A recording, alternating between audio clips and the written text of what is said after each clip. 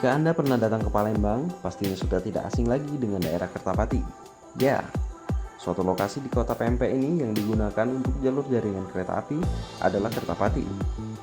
Daerah Kertapati cukup luas dan merupakan satu-satunya lokasi yang menjadi stasiun kereta api yang namanya cukup terkenal, yaitu Stasiun Kertapati. Pembangunan jaringan kereta api di Sumatera Selatan ini dilakukan pada tahun 1914. Pemberian nama daerah Kertapati memiliki sejarah yang cukup panjang. Banyak yang belum mengetahui asal-usul nama Kertapati di kota Palembang.